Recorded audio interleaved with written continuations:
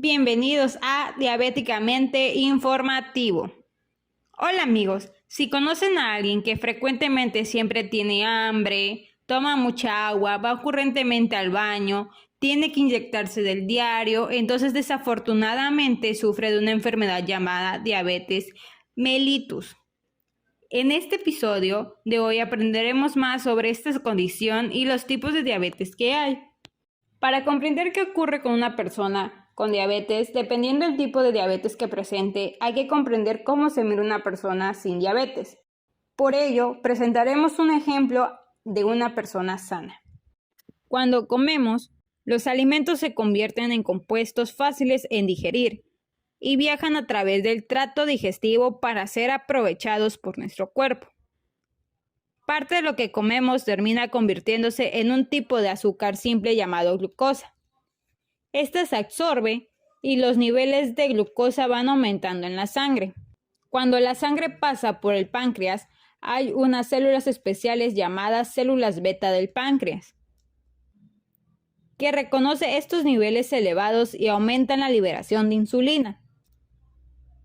La insulina viaja por la sangre y se une a las células del cuerpo.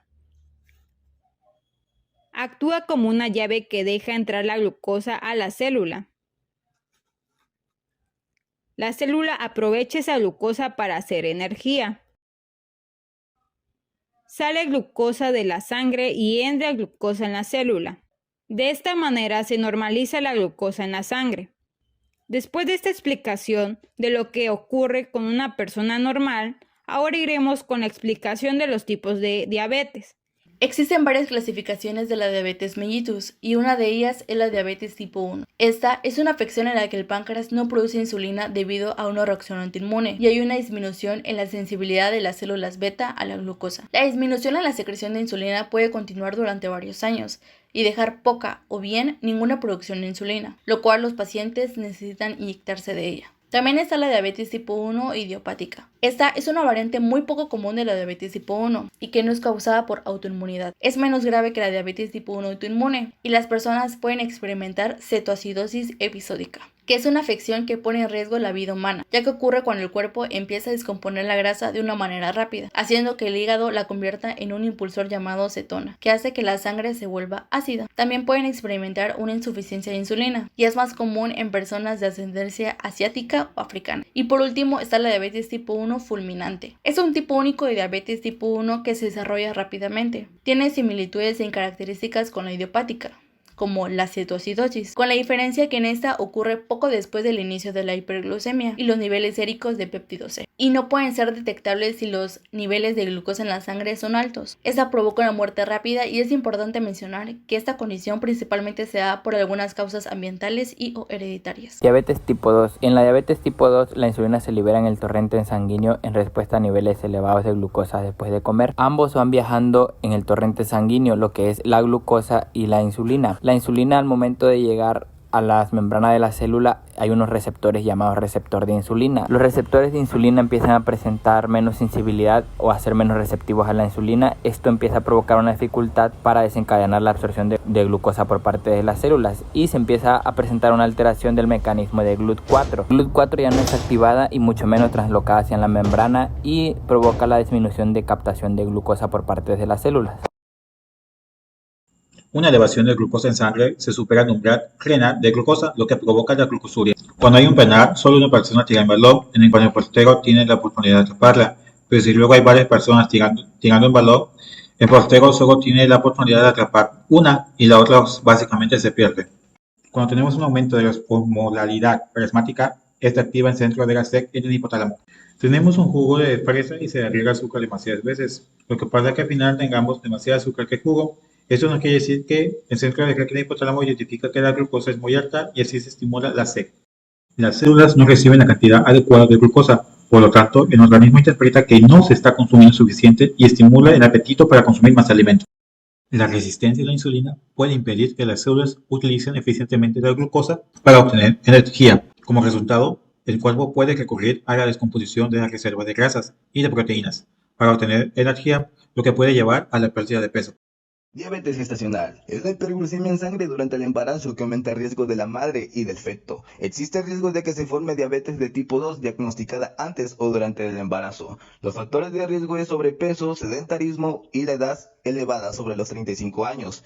Por lo general, este diabetes desaparece porque la placenta es la principal promotora de hormonas que inhibe el funcionamiento efectivo de la insulina materna. En la placenta del feto, órgano endocrino supremamente activo, produce hormonas que se oponen a la acción a la insulina. Entre ellas se encuentra el lactógeno placentario. Esta hormona se encarga de estimular el crecimiento, lo cual se opone a la acción. El páncreas se va a hipertrofiar desde una edad muy temprana, lo que producirá demasiado insulina para el bebé. Las consecuencias que el bebé puede tener al nacer es que tenga riesgos de complicaciones. Entre ellas se encuentra el peso elevado al nacer, denominado macrosomias, niveles bajos de azúcares en la sangre llamado hipoglucemia, un color amarillento en la piel del bebé conocido como ictericia y dificultad para respirar. El médico podría pedirle que revise el nivel de glucosa en sangre. Si padece de diabetes gestacional, la ADA recomienda los siguientes intervalos para el nivel de glucosa: 95 menos miligramos por decilitro antes de la comida y 120 o menos después de 2 horas de una comida. Al no mantener el nivel de glucosa en sangre dentro del objetivo con dieta y ejercicio, es posible que se le recete insulina.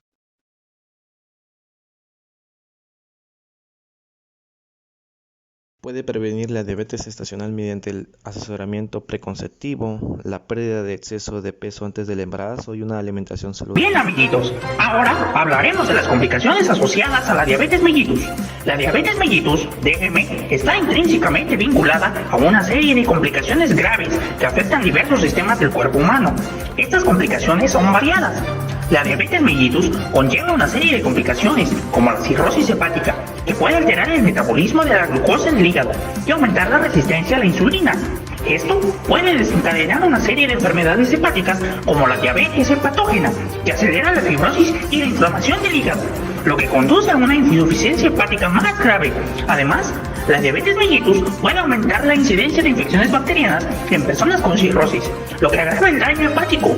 Otra complicación asociada es la enfermedad hepática no alcohólica, o en sus siglas NAFLD, que abarca desde hígado graso simple hasta esteatohepatitis no alcohólica, NASH, caracterizada por inflamación y fibrosis hepática.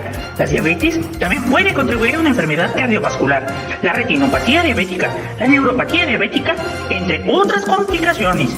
Además, se han identificado otras enfermedades asociadas, como la enfermedad de Alzheimer, el síndrome de ovario poliquístico y el cáncer de páncreas. Estas complicaciones representan solo una parte de las numerosas dificultades que pueden surgir como resultado de la diabetes, lo que subraya la importancia de un manejo cuidadoso y preventivo de esta enfermedad.